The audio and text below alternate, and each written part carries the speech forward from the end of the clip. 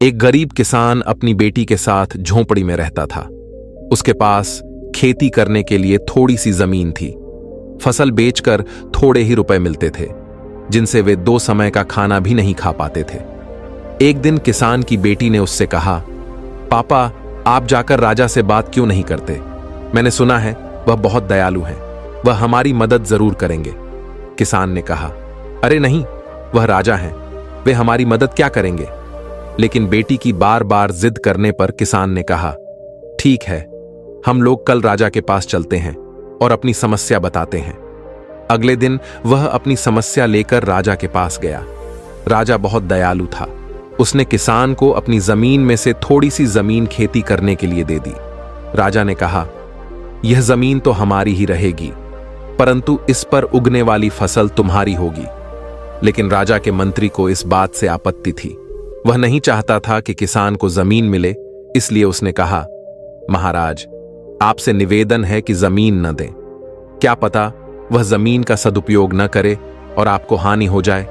लेकिन राजा ने मंत्री की बात नहीं मानी और किसान को जमीन दे दी।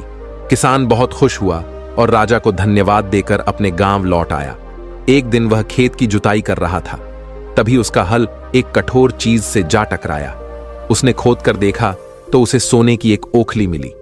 किसान बहुत ईमानदार था। उसने अपनी बेटी से कहा, हमें यह ओखली राजा के खेत से मिली है। जिसकी जमीन है उसी की यह ओखली भी है, इसलिए हमें यह ओखली राजा को लौटा देनी चाहिए। लेकिन किसान की बेटी बोली, नहीं पिताजी, आप ऐसा ना करें, आपको केवल ओखली ही मिली है। अगर राजा ने आपसे इसकी सोने की मूसली भी मांगी तो आप क्या करेंगे? इसलिए आप इस ओखली को अपने पास ही रख लीजिए। परंतु किसान को अपनी बेटी की यह बात अच्छी नहीं लगी। वह राजा के पास ओखली लेकर जा पहुंचा। दरबार में वैसा ही हुआ जैसा कि उसकी बेटी ने कहा था। मंत्री ने फिर कहा, नहीं महाराज, इस बारे में जरूर कुछ गड़बड़ है। आपकी खेत से और भी चीजें निकली होंगी। यह किसान झूठ बोल रहा है, इसलिए सारी चीजें रख ली हैं और सिर्फ यही लौटाने आया है। आप इसकी जांच कराएं, यह निश्चय ही चोर है। नहीं तो भला आप ही सोचिए, अगर खेत में से सिर्फ ओखली मिली है तो और भी सारी चीजें मिल सकती हैं। राजा ने पूछा, मूसल कहां है? राजा ने सोचा कि किसान ने लालच में आकर मूसल अपने पास रख ली है। बेचारा किसान राजा को सोने की मूसल लाकर नहीं दे सका। नतीजा यह हुआ कि किसान को जेल में डाल दिया गया। भोले किसान को ऐसी गलती की सजा मिली थी जो उसने की ही नहीं थी। लेटे लेटे वह दिन रात रोता रहता था और यही कहता था, काश मैंने अपनी बेटी की बात मान ली होती। जब उसकी बेटी को इस बात का पता चला तो वह बहुत दुखी हुई और मन ही मन मंत्री से बदला लेने के बारे में सोचने लगी। वह विचार करने लगी कि अब क्या किया जा सकता है। इसलिए रात को चुपके से वह मंत्री के घर गई और बोली, मंत्री जी, मुझे पता है कि यह सब आपने कराया है, इसलिए मैं चाहती हूं कि मैं आपको सब सच बता दूं। मंत्री ने कहा, हां, तुम मुझे बताओ। किसान की बेटी ने कहा, हमारे खेत में और भी खजाने हैं जो अभी तक निकले नहीं हैं। अगर आप मदद करें तो सारे खजाने आप ले सकते हैं। मंत्री के मन में लालच आ गया और उसने सोचा, वाह क्या बात है, खजाना भी निकाल लूंगा और बाद में इल्जाम लगा दूंगा कि उन्होंने खजाना छुपा कर रखा था और बेटी को भी बाप के साथ जेल में डलवा दूंगा। इसलिए उसने कहा, ठीक है, मैं कल आऊंगा। रात में ही किसान की बेटी राजा के दरबार में पहुंची और राजा से मदद मांगी। राजा ने कहा, इतनी रात को तुम यहां क्या करने आई हो? किसान की बेटी ने कहा, महाराज, मुझे पता है कि आपने सही फैसला सुनाया है, लेकिन मेरे पिता बेकसूर हैं। यह सब हमें फंसाने के लिए किया गया है। अगर आपको यकीन नहीं है तो आप कल दरबार के लोगों को हमारे खेतों में भेज दीजिए। वह मंत्री हमारे खेतों से हर दिन सामान चुरा कर ले जाता है। अगले दिन जब मंत्री गया और दरबार के लोगों ने उसे रंगे हाथों पकड़ लिया, राजा ने पूछा, तुम उस लड़की के खेत में क्या कर रहे थे? मंत्री ने बोला, महाराज, इसने मुझे खेत में बुलाया था। राजा ने कहा, तुम्हें बिना इजाजत उस खेत में जाने को किसने कहा? तुम्हें इस बात की सजा मिलेगी। और उसे मंत्री पद से हटा दिया।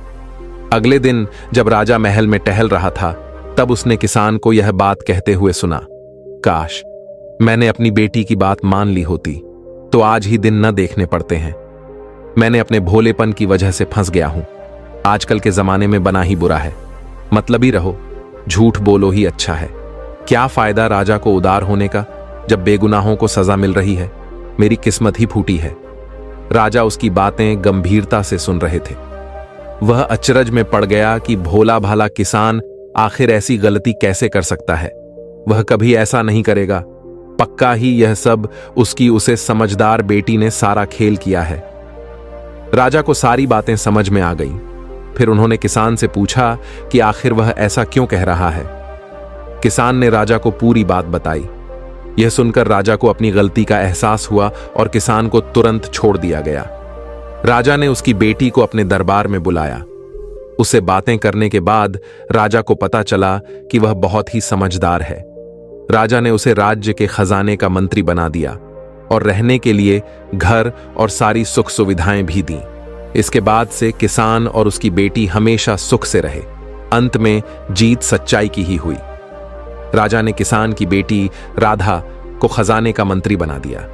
राधा ने अपनी नई जिम्मेदारी को बहुत गंभीरता से लिया और राज्य के खजाने को व्यवस्थित और पारदर्शी बनाने के लिए कई सुधार किए। उसने सुनिश्चित किया कि राज्य की धनराशि का सही उपयोग हो और जनता को इसका लाभ मिले। उसकी समझदारी और कुशलता से राज्य में खुशहाली बढ़ने लगी। किसान अब राजा के महल में काम करने लगा। राजा ने उसे महल के बाग की देखभाल का काम सौंपा। किसान ने अपनी मेहनत और ईमानदारी से बाग को सुंदर बना दिया। उसकी बेटी के पद और उसकी खुद की मेहनत ने उसके जीवन को बदल दिया था। बाकी अगर ये कहानी आपको अच्छी लगी हो तो इस वीडियो को लाइक करें और ऐसी और कहानी सुनने के लिए डे इंस्पायर्ड यूट्यूब चैनल को सब्सक्राइब करें। तब तक मिलते हैं हम आपसे ऐसी ही एक और प्रेरणादायक कहानी के साथ अगले दिन।